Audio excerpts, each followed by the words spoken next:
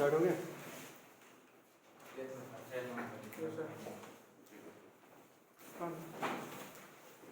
Okay, देखो light को आज तक परफेक्टली डिफाइन करना पॉसिबल नहीं हुआ है, ठीक है। हमने कुछ दिन पहले एक चैप्टर पढ़ा था रे ऑप्टिक्स, जिसमें हमने ये माना कि लाइट हमेशा स्ट्रेट लाइन में ट्रैवल करता है। Yes sir, no? यस। उसके पहले हमने और एक चैप्टर पढ़ा था photo electric effect. You remember that? Photo electric effect में हमने लाइट को कैसे ट्रीट किया? We treated light as a particle. Is that clear? क्योंकि देखो फोटो इलेक्ट्रिक इफेक्ट जो ये फिनोमेना है, इसको समझाने के लिए लाइट को पार्टिकल जैसा ट्रीट करना पड़ेगा।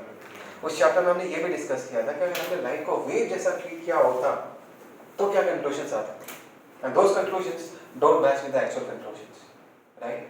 तो तब ये कहा गया कि चलो ठीक है, इस केस में हम लाइट को कैसे ट्रीट करेंगे? लाइट को एज ए पार्टिकल ट्रीट करेंगे। फिर आगे जाके ऐसे और कुछ नए इवेंट्स दिखाई दिया नेचर में, जैसे कि इंटरफेरेंस, रिफ्रैक्शन, जिसके बारे में इस चैप्टर में पढ़ोगे। इनको समझने के लिए तुमको लाइट को वेव जैसा ट्रीट करना पड़ेगा। पार्टिकल जैसा ट्रीट करने से तुम इन फिनोमेना को एक्सप्लेन नहीं कर पाओ। समझ में आ रहा है मैं क्या कह रहा हूँ? एग्जैक्टली। तो लाइट कब पार्टिकल जैसा बिहेव करेगा, लाइट कब वेव जैसा बिहेव करेगा, वो कंप्लीटली इवेंट पर डिपेंड करता है कि कौन से इवेंट को हम एक्सप्लेन करना चाहते हैं। और लाइट का जो ये बिहेवियर है, particle nature and wave nature, they are mutually exclusive. इसका मतलब क्या है कि जब लाइट पार्टिकल जैसे बिहेव करता है वो अपना वेव नेचर शो नहीं करेगा, और जब लाइट वेव जैसा बिहेव करता है वो पार्टिकल नेचर शो नहीं करेगा। Is that clear?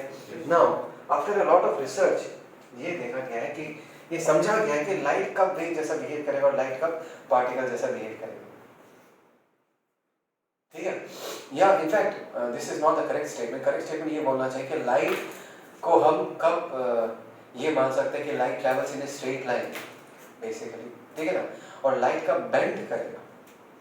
देखो लाइट हमेशा स्ट्रेट लाइन में ट्रैवल नहीं करता, डू यू नो दिस? जैसे कि अगर मैं इस वॉल पर एक छोटा सा होल बना दूं, बहुत ही छोटा सा होल बना दूं, और उस तरफ से टॉर्च लाइट या कोई सोर्स ऑफ लाइट रख दूं, तो हम क्या एक्सपेक्ट करेंगे? जब हमने रे ऑप्टिक्स में स्टडी किया था कि light rectilinear propagation of light always travels in a straight line, तो वहां पर एक छोटा सा होल बना दूं तो यहाँ पर भी उसी होल के साइज से एक छोटा सा ब्राइट स्पॉट दिखना चाहिए। बट प्रैक्टिकली क्या ब्राइट स्पॉट एक छोटा सा दिखाई देता है? नहीं दिखाई देता। यहाँ से जब लाइट निकलता है जैसे बेंड करके निकलता है, ऐसे फैल कर निकलता है। तो यहाँ पर ये हो गया कि light is not travelling in a straight line, light तो ऐसे फैल कर निकल रहा है। समझ में आ रहा है मैं क्या कह रहा हूँ? कोई डाउट? तो लाइट को वेव जैसा ट्रीट करेंगे, लाइट को एक बीम जैसा ट्रीट करेंगे। बीम जो हमने रे ऑप्टिक्स में स्टडी किया था, light travels in a straight line. Wave जैसा ट्रीट करेंगे या बीम जैसा ट्रीट करेंगे, वो डिपेंड करेगा कि लाइट किसके साथ इंटरैक्ट कर रहा है। लाइट किसके साथ इंटरैक्ट कर रहा है? जैसे कि जब हमने रे ऑप्टिक्स को स्टडी किया था, वहां पर लाइट लेंसेज के साथ इंटरैक्ट कर रहा था, मिरर्स के साथ इंटरैक्ट कर रहा था, कॉम्बिनेशन ऑफ लेंसेज के साथ, टेलीस्कोप के साथ, माइक्रोस्कोप के साथ। तो देखो लाइट का वेवलेंथ जो है as compare to the size of the objects जिसके साथ वो इंटरैक्ट कर रहे हैं, जैसे कि हो गया lenses, curve, mirrors, that wavelength is negligible as compare to the size of the optical devices with which light was interacting. क्या कहा मैंने? लाइट जिन ऑप्टिकल डिवाइसेस के साथ लाइट इंटरैक्ट कर रहा था उनका साइज जो है they are very very large as compare to the wavelength of light. So under this conditions the curvy nature of the light can be ignored.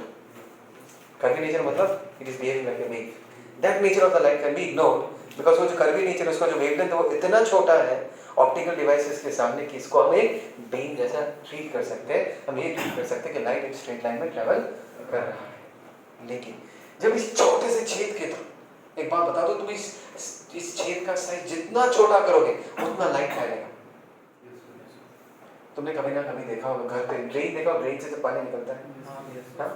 अगर पतला सा ड्रेन है, सोचो जहाँ पर ड्रेन जाके खत्म होता है वहां से जब लिक्विड निकलता है वो सीधा नहीं निकलता, वो ऐसे फैल के निकलता है। देखे नहीं देखा? अभी अगर ड्रेन का विड्थ बढ़ा दोगे तो फैलना कम हो जाएगा। ड्रेन का ये विड्थ अगर बढ़ा दोगे तो कम फैलेगा, अगर ड्रेन का विड्थ बहुत छोटा कर दोगे तो बहुत ज्यादा फैलेगा। तो ये जो फिनोमेनन है सिर्फ लाइट में वैलिड नहीं है, ऐसे केसेस में तुमको दिखाई देगा फैलना, बेंडिंग। और कितना ज्यादा बेंड करेगा डिपेंड करेगा कि वो जो साइज है, जैसे कि इन दिस केस हम क्या डिस्कस कर रहे थे, वॉल का जो हमने एक गड्ढा बनाया उसका साइज। अगर वो साइज लाइट की वेवलेंथ का जितना कंपैरेबल होगा उतना ज्यादा तुमको बेंडिंग दिखाई देगा। और लाइट बेंड क्यों करता है? That can only be explained by the wave nature of light. क्या कहा मैंने? लाइट बेंड क्यों कर जाता है? सीधा आना चाहिए था, बीम जैसा आना चाहिए था, बीम जैसा तो आता नहीं था, फैल के निकलता है पूरा। तो लाइट बेंड क्यों करता है, इसको एक्सप्लेन करने के लिए आपको चाहिए वेव ऑप्टिक्स। समझ में आया? तो फिर से और एक बार जनता, हमने लाइट के बारे में 2 चैप्टर में स्टडी किया है, कर रहे हैं। एक तो ऑलरेडी चैप्टर हमने स्टडी कर लिया रे ऑप्टिक्स का, दूसरा चैप्टर क्या है? Wave optics. Is that clear? Clearly दिखाई दे रहा है? क्लियर है? एक हो गया रे ऑप्टिक्स, दूसरा क्या हो गया? Wave optics. Right? Sir ray optics कब पढ़ते हैं? जब हम लाइट को ऐसी चीजों के साथ इंटरेक्ट कराते हैं जिसका साइज बहुत बड़ा है, जिसके सामने हम लाइट के कर्वी नेचर को इग्नोर कर सकें, तब हम लाइट को बीम जैसा ट्रीट करेंगे। तो सर लाइट को वेव जैसा कब ट्रीट करेंगे? जब लाइट ऐसी चीजों के साथ इंटरेक्ट करता है जिसका साइज लाइट के वेवलेंथ के कंपैरेबल हो, तब लाइट कैसे बिहेव करेगा? तो बिहेव लाइक ए वेव। समझ में आया? कोई डाउट? अभी इस वेव थ्योरी को समझने के लिए,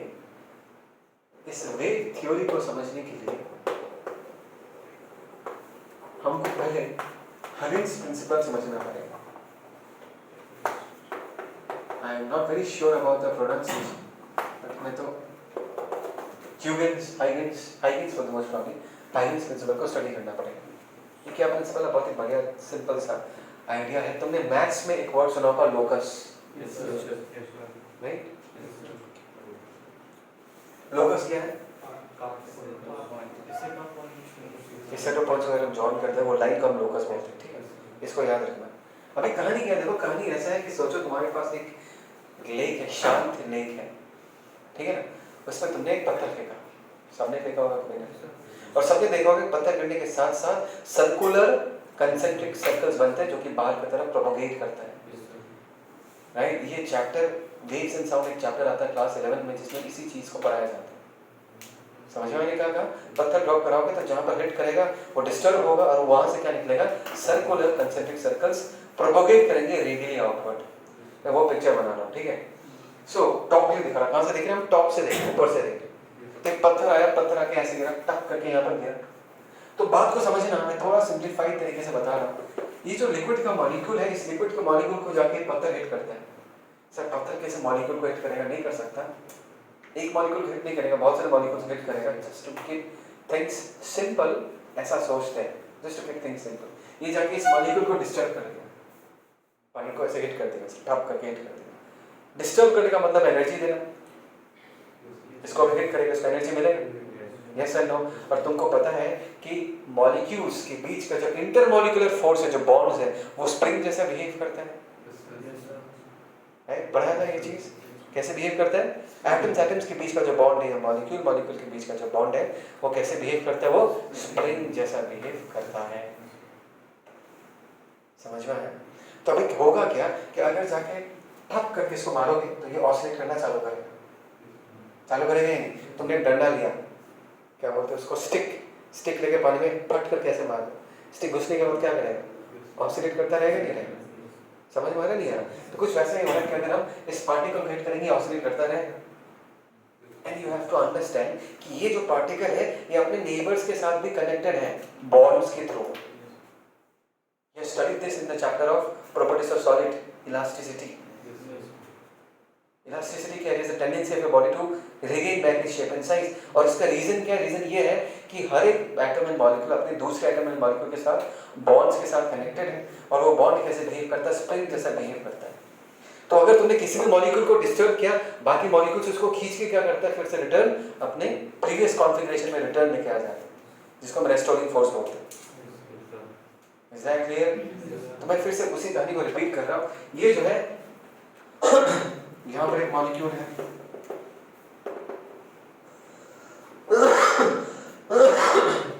कुछ ऐसे मॉलिक्यूल्स ऐसे करके बॉन्ड्स के साथ कनेक्टेड है।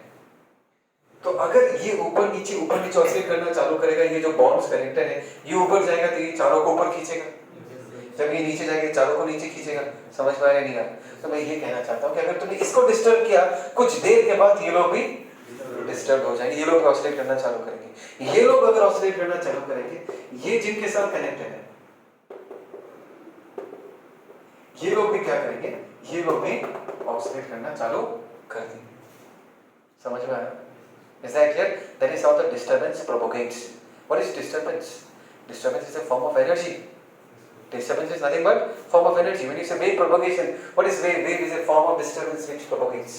ये कहते हैं. But what is actually disturbance? Nothing but energy. तुमने अगर इसको डिस्टर्ब किया मतलब तुमने इसको एनर्जी दिया. That is the reason ये ऑसिलेट कर रहा है. जब ये कूदना चालू करेगा, इसके आसपास के जितने सारे मॉलिक्यूल्स हैं उनके साथ ये कनेक्टेड है, तो ये लोग भी कूदना चालू करेंगे. जब वो लोग कूदना चालू करेंगे, उसके आसपास के मॉलिक्यूल्स क्या करेंगे, वो लोग भी कूदना चालू करेंगे. And that is the reason ये जो डिस्टर्बेंस है, ये जो वेव है, ये जो एनर्जी है, ये रेडियली आउटवर्ड प्रोपोगेट करना चालू करता है. Is that clear? बोलो समझ में हमने क्या कर रहे हैं? कोई डाउट? श्योर? ओके. सो एक बात बताओ,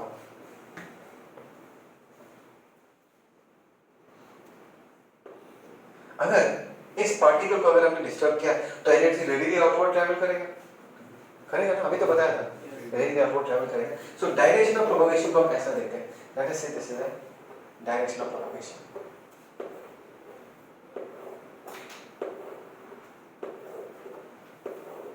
ऐसे प्रोपगेट कर रहे हैं.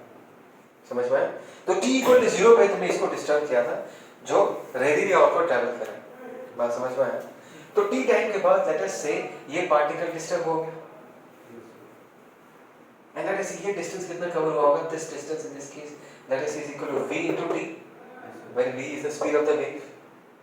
मतलब वो जो डिस्टर्बेंस ट्रैवल कर रहा है कितने स्पीड से ट्रैवल कर रहा है, v स्पीड से ट्रैवल कर रहा है. तो t टाइम के बाद कितना डिस्टेंस ट्रैवल कर चुका होगा, vt. तो vt डिस्टेंस के बाद जो पार्टिकल मिल रहा है वो डिस्टर्ब होना चालू हो चुका होगा. यस और नो? तो मैं अगर ये जो डिस्टेंस जिसको मैं vt मानता हूँ, अगर मैं vt को रेडियस मान के, क्या मान के, रेडियस मान के ऐसा एक सर्कल बना दो, ऐसा एक सर्कल बना दो, तो मैं ये कह सकता हूँ कि सर्कल में जितने सारे पॉइंट्स हैं, ऑल दिस पॉइंट्स, मेरा सर्कल इतना अच्छा नहीं बना बट स्टिल देन इस सर्कल में जितने सारे पॉइंट्स हैं, all the points are at the same distance from the primary source of disturbance. Feel करो मैं क्या कह रहा हूँ. मैं कह रहा हूँ कि इस पर्टिकुलर लाइन में जितने सारे तुम्हारे पार्टिकल्स, पानी के पार्टिकल्स लाई करते हैं, all of them are at the same distance from the primary source of disturbance. Which means कि अगर यहाँ से डिस्टर्बेंस इसके पास पहुंचा होगा, उसी वक्त यहाँ से डिस्टर्बेंस इसके पास भी पहुंचा होगा, उसी वक्त ये वाला भी डिस्टर्ब हुआ होगा, ये वाला भी डिस्टर्ब होगा, ये वाला भी डिस्टर्ब हुआ होगा. दैट मींस इस लाइन में ये जो मैंने सर्कल बनाया है, ये जो लोकस है, इस लोकस में जितने सारे मीडियम पार्टिकल्स लाई करते हैं, all of them will be disturbed exactly in the same fashion. All of them will get disturbed eight the same time. ये सारे पार्टिकल्स एक साथ ऊपर जाएंगे, फिर एक साथ मीन में उतरेंगे, फिर नीचे जाएंगे, फिर मीन में आएंगे, फिर ऊपर जाएंगे. समझ में आ रहा नहीं आ रहा? इसको हम कहते हैं इन फेज. इसको हम क्या कहते हैं? इन फेज. इसी को बनाया ऐसे जमीन बना होगा, फेज में रहना. फेज मतलब अगर सब चीज एक साथ होता है, सब पार्टिकल्स एक साथ मैक्सिमम में पहुंच रहे हैं, सारे पार्टिकल्स एक साथ मीन में पहुंच रहे हैं, सारे पार्टिकल्स एक साथ नेगेटिव मैक्सिमम में पहुंच रहे हैं. So all of them will be oscillating eight the same time. तो ये जो सर्कुलर लाइन, इसको बोलते हैं locus of all points.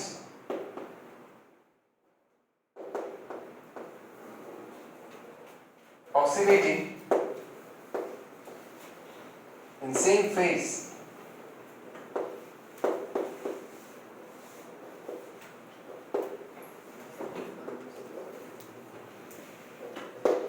Called as wave front.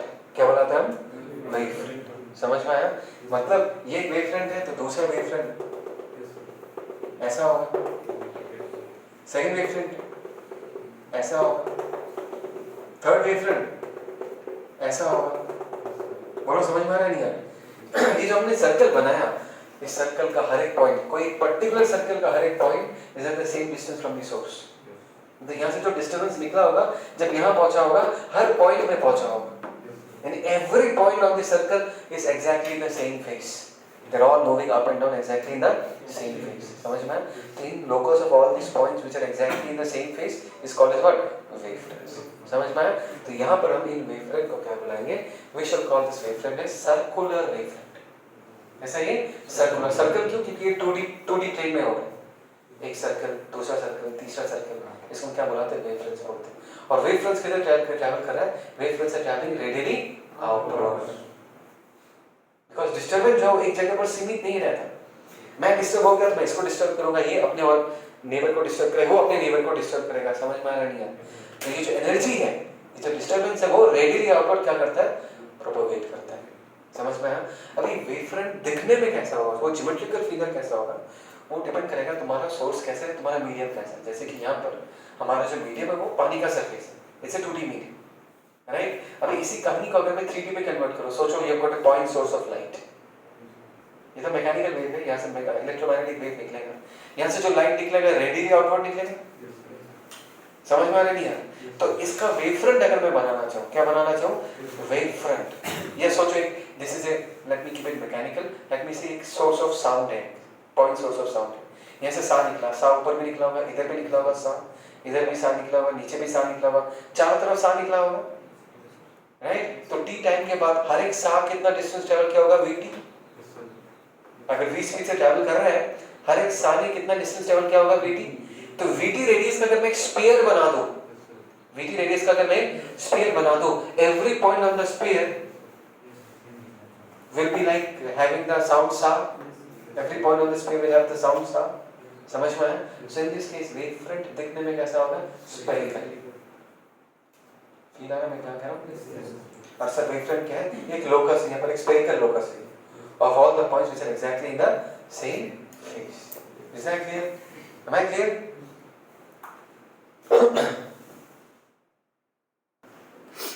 Okay, people।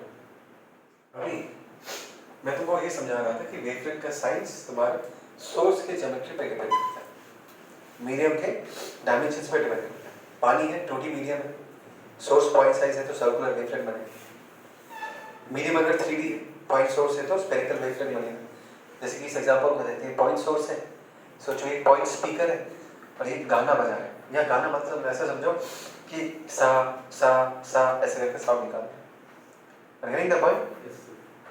तो इसका जो वेव फ्रंट बनेगा वो कैसे बनेगा? That will be spherical. Stay with me people, समझ में आ रहा है मैं क्या कह रहा हूं?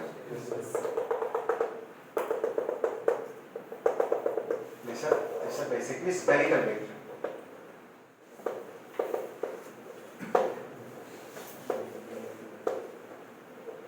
समझ में आ रहा है? और इंपॉर्टेंट चीज क्या पता है? इंपॉर्टेंट चीज ये है कि किसी भी दो कंसेक्यूटिव वेव फ्रंट के बीच का जो डिस्टेंस है उसी को हम वेवलेंथ कहते हैं। क्या कहते हैं? वेवलेंथ। माय क्वेश्चन है sir, wavelength, do you remember what is the definition of wavelength? छोटे में हम डेफिनेशन कहते थे कि क्रेस्ट टू क्रेस्ट का डिस्टेंस वेवलेंथ होता है या ट्रफ टू ट्रफ का डिस्टेंस वेवलेंथ होता है।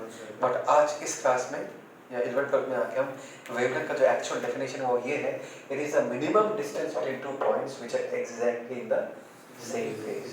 Minimum distance between two points which are exactly in the same phase. समझ में आया? बात को समझना। सोचो एक सा यहाँ पर है, दूसरा सा यहाँ पर है, फॉर एग्जाम्पल ना, सा सा सा ऐसे गाना गाते रहेगा, बेसिकली साउंड वेव के साथ कंपेयर कर रहा हूँ। तो पहला सा यहाँ पर, तीसरा सा यहाँ पर, फर्स्ट सा यहाँ पर, फॉर एग्जाम्पल, राइट? मतलब पहला सा यहाँ पहुँच गया, दूसरा सा यहाँ पहुँचा, तीसरा सा यहाँ तक पहुँचा। Is that clear? मतलब इस पॉइंट में हर एक पॉइंट का स्टेट क्या होगा? सा वाला ही स्टेट होगा। और इसमें हर एक पॉइंट का कैसा स्टेट होगा? सा वाला ही स्टेट होगा। सबका सा वाला स्टेट, यस और नो? मतलब they are exactly in the same phase. पहला वेव फ्रंट का फेज कैसा है? सा। दूसरे वेव फ्रंट का फेज क्या है? सा ही तो है ना? और मैंने कहा minimum distance between two points, minimum not maximum. तुम ये नहीं कह सकते कि सर ये और ये डिस्टेंस लैम्डा, ये डिस्टेंस लैम्डा नहीं, ये मिनिमम नहीं है। कि अगर इसका स्टेट सा है तो नेक्स्ट सा वाला स्टेट हमको जितने डिस्टेंस के बाद मिलेगा, मिनिमम डिस्टेंस जो होगा उसको क्या बोलते हैं? Wave length. क्या बोलते हैं उसको? Wave length. So lambda, right? So what is lambda? Distance between to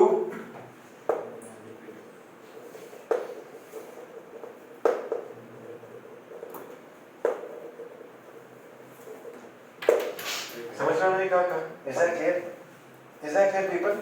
और देखो वेव फ्रंट का और एक इम्पोर्टेंट चीज है जो तुमको समझना, वो ये है wavefront and direction of propagation. अगर मैं पूछूं बोलो तो डिस्टरबेंस किस तरह प्रोपगेट कर रहा है, ऐसा है या ना, ऐसा प्रोपगेट कर रहा है। हमेशा याद रखना जो डायरेक्शन ऑफ प्रोपगेशन होगा it is always perpendicular to the wavefront. याद रहेगा ये, the direction of propagation will always be perpendicular to the wavefront। और इसी टेक्निक से तुम वेवफ्रंट्स ड्रॉ कर पाओगे, क्योंकि प्रोपगेशन का डायरेक्शन हमको पता होता है, प्रोपगेशन का डायरेक्शन हमको पता होता है। तो वेवफ्रंट कैसा होगा, तुम ऐसा सरफेस बनाओगे ताकि वो डायरेक्शन ऑफ प्रोपगेशन के साथ हमेशा कितना एंगल बनाए, 90 डिग्री बनाए। समझ में आया?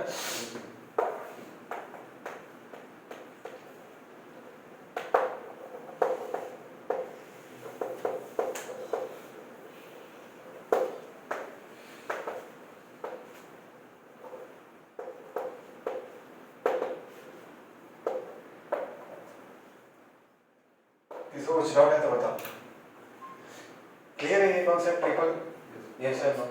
हमने एक पॉइंट सोर्स देखा 2D मीडियम में, एक पॉइंट सोर्स देखा 3D मीडियम में, एक लाइन सोर्स देखते हैं, वो साउंड बार देखा होगा ना, साउंड बार लंबा वाला जो साउंड बार होता है ना, that is not a perfect example, but ऐसा सोचो कि ऐसा लीनियर सोर्स, समझ में, ऐसा लीनियर सोर्स, तो वहां से जब वेव निकलेगा वो कैसे निकलेगा, radially outward all along the length of that source. Yes sir no, तब 2D भी कुछ ऐसा होगा। बोलो समझ में आ रहा है मैं क्या कह रहा हूं?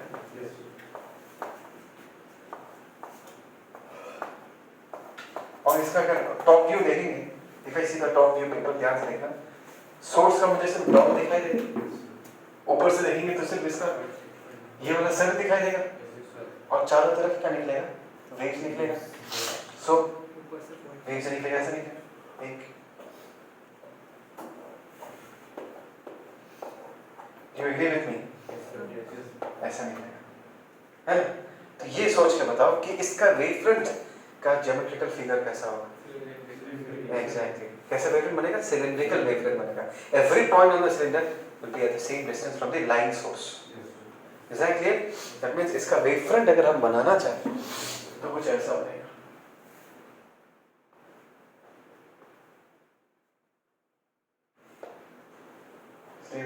ऐसा पहला वेवफ्रंट,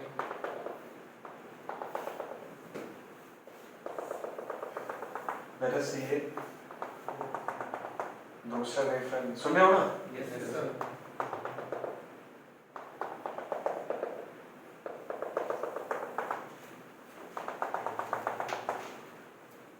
लेट अस सी तीसरा वेवफ्रंट, ऐसे करके वेवफ्रंट बनके बाहर की तरफ जाएगा। सर डायरेक्शन ऑफ प्रोपगेशन, इन वेवफ्रंट्स के परपेंडिकुलर एरोज बना दो, that is direction of propagation. बोलो समझ में आया? देखो हमने अब तक हगिंस प्रिंसिपल पढ़ा है, लेकिन हगिंस प्रिंसिपल पढ़ने के लिए जो नॉलेज चाहिए उसको एक्वायर कर रहे हैं। Is that clear? ओके,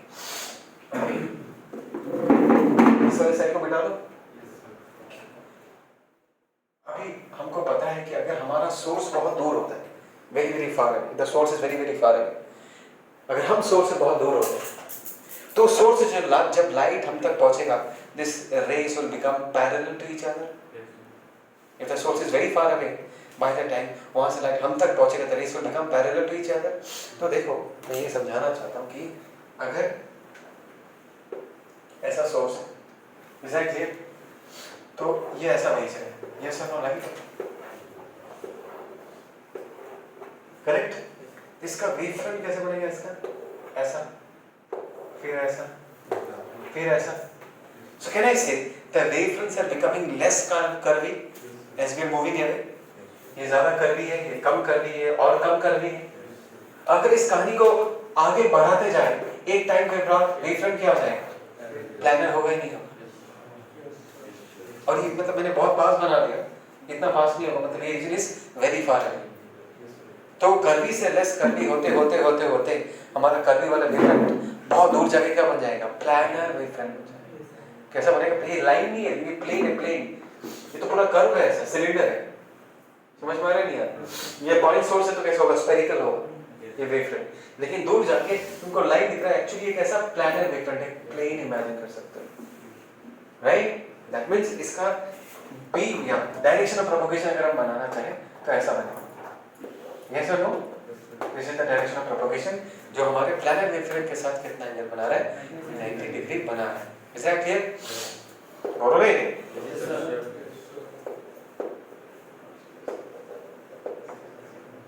सबको समझ में आ रहा है? पक्का? हाँ? Yes, sir.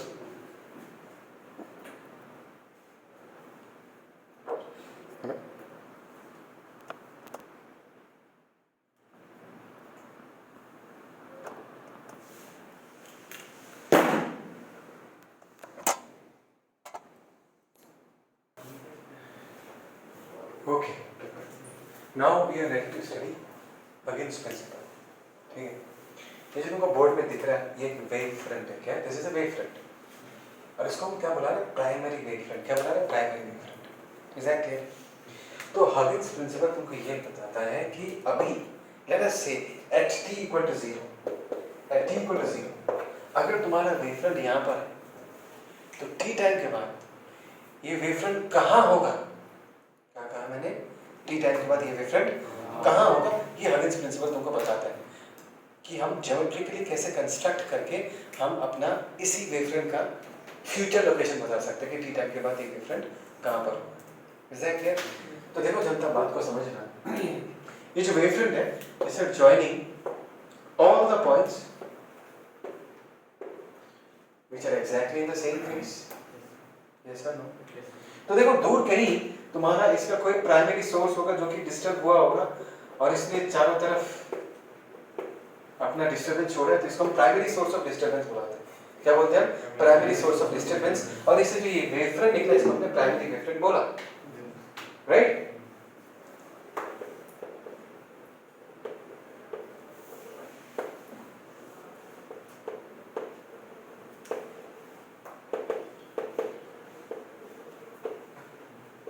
समझ रहे हो ना पीपल?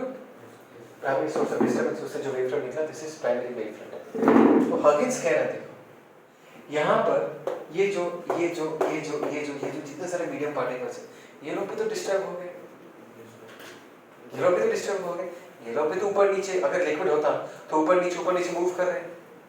तो हगिंस ने कहा कि इन पार्टिकल्स को भी तुम एक सेकेंडरी सोर्स ऑफ डिस्टर्बेंस जैसा ट्रीट करो. तुमने इसको जैसे ट्रीट किया था, इन पार्टिकल्स को भी वैसा ही ट्रीट करो. तुमने कैसे ट्रीट किया था? तुमने कहा था कि सर ये ऑसिलेट करेगा तो वेव फ्रंट्स छोड़ेगा. तो अब तुम क्या कहोगे? सर ये जितने सारे पार्टिकल्स हैं, ये लोग भी तो ऊपर नीचे मूव कर रहे हैं, तो ये लोग भी खुद का वेव फ्रंट्स बनाएगा. क्या बनाएगा? खुद का वेव फ्रंट्स, जिसका बोलेंगे सेकेंडरी वेव फ्रंट्स.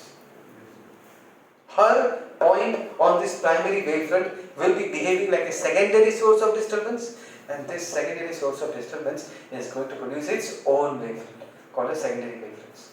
समझ में आया? जैसे कि ये कुछ ऐसा बनाएगा. Stay with me people. आया ना? Yes, sir. ये कुछ ऐसा बनाएगा. ये कुछ ऐसा बनाएगा. ये कुछ ऐसा बनाएगा. ये कुछ ऐसा बनाएगा. समझ में आ रहा है? ये सब सेकेंडरी वेवफ्रंट्स. ठीक है?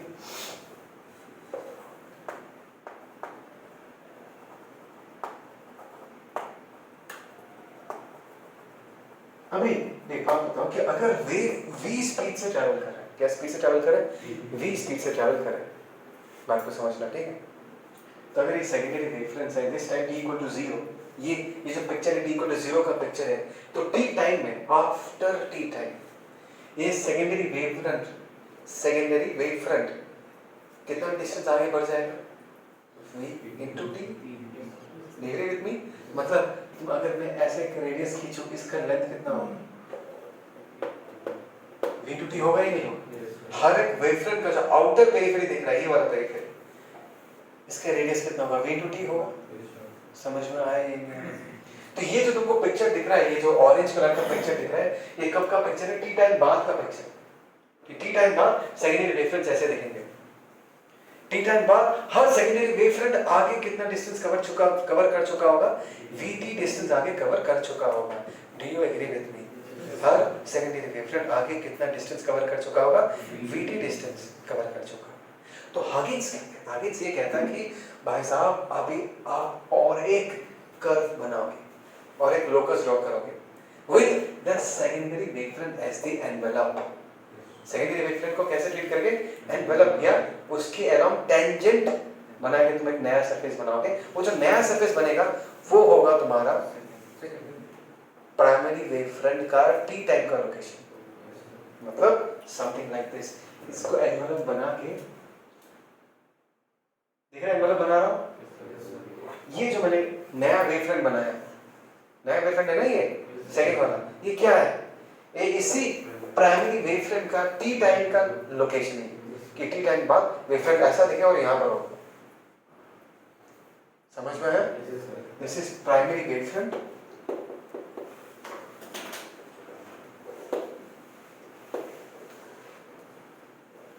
Eight time T.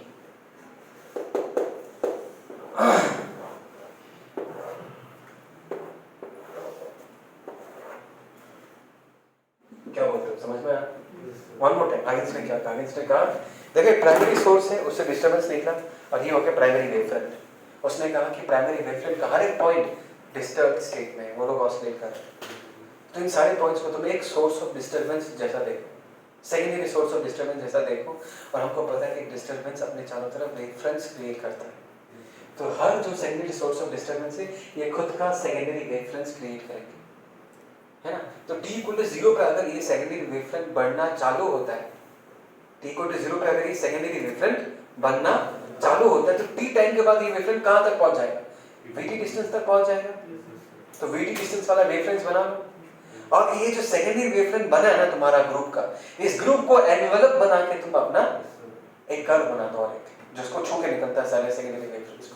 वो जो नया पिक्चर बना तुम्हारा, वो जो नया कर्व बना, वो तुम्हारा प्राइमरी वेवफ्रंट का टी टाइम वाला लोकेशन है। बिकॉज ये जो है ये प्राइमरी वेवफ्रंट ही है, लेकिन this is the location at t equal to 0। T time के बाद कहां पर होगा? ये होगा, this is at T time. समझ में आया? Is that clear? पक्का? कोई doubt? Sure? Okay, so this was Huygens principle. Is that clear? This was Huygens principle. एक छोटा सा चीज है, बता देता हूँ।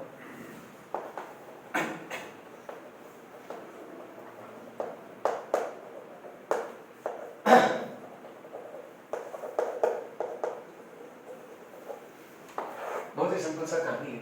बात को याद रखना कि एक वेवफ्रंट कितने स्पीड से ट्रैवल करता है, तुम्हारा डिस्टर्बेंस जितने स्पीड से ट्रैवल करेगा वेवफ्रंट ऑब्वियसली उतने ही स्पीड से ट्रैवल करेगा। Is that clear?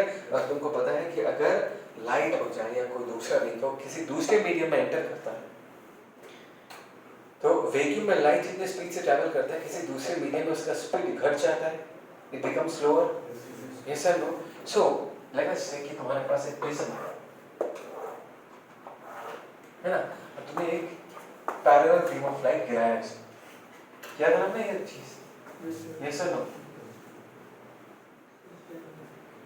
तो इन टर्म्स ऑफ वेवफ्रंट अगर इसी कहानी को बताना चाहिए तो मैंने बीम के टर्म्स में बता रहा हूँ, राइट? अगर वेवफ्रंट के टर्म्स में इसी कहानी को रिपीट करना चाहूँ तो अगर ऐसा लाइट है, ऐसा बीम है, तो वेवफ्रंट्स तो ऐसा होगा। सिखाया है? Wavefronts are always perpendicular to the propagation of light या वेव। Is that clear? एक बात को समझना, जब ये वेवफ्रंट इस प्रिज्म के थ्रू पास करेगा तो वेवफ्रंट का जो बॉटम वाला पोर्शन है it is travelling through a thicker portion of the glass as compared to the top wavefront. मतलब उसी वेवफ्रंट का जो टॉप वाला पोर्शन है it is passing through a lesser portion of glass, और उसी वेवफ्रंट का जो बॉटम वाला पोर्शन है it is passing through a thicker portion of the glass. Come on people, so the bottom portion of the wavefront will be more slowed down as compared to the upper portion of the wavefront.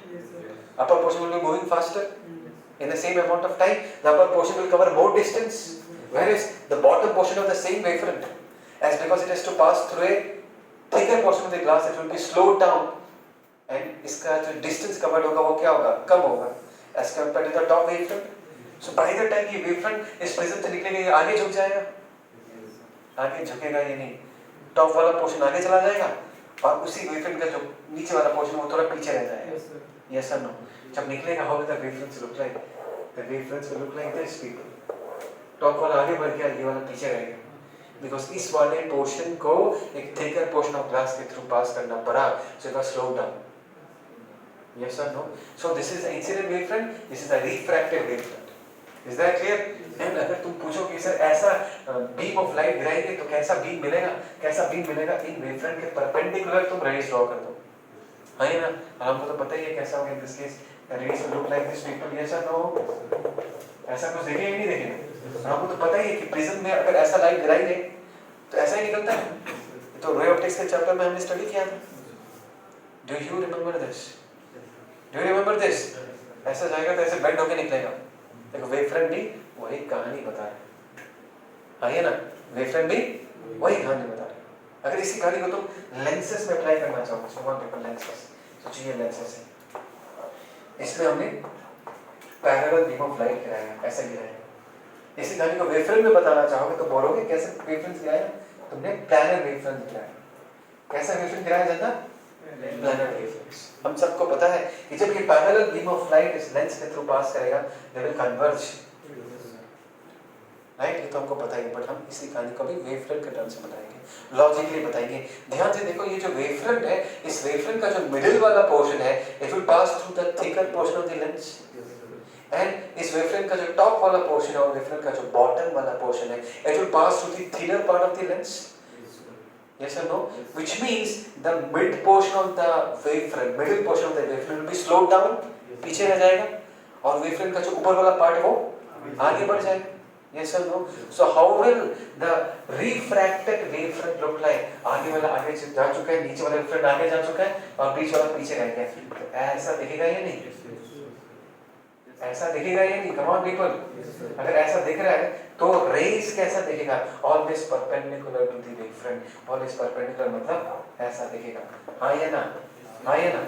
तो raise तो ऐसा ही मिलता है, रे diagram तो ऐसा ही बनता है ना रे ऑप्टिक्स में, कि अगर पैरेलल बीम ऑफ लाइट ये लोग क्या करते हैं? कन्वर्ज करते हैं। इसी कहानी को हमने किस लैंग्वेज में बताया? वेवफ्रंट के लैंग्वेज में बताया। हमने कहा कि इस वेवफ्रंट का मिड पोर्शन इस passing the thicker portion of the lens will be slowed down. इसी तरीके से हम इंटरप्रेट करते हैं वेवफ्रंट के टर्म्स में। Do you agree with me people? समझ में आया सबको? पक्का? ओके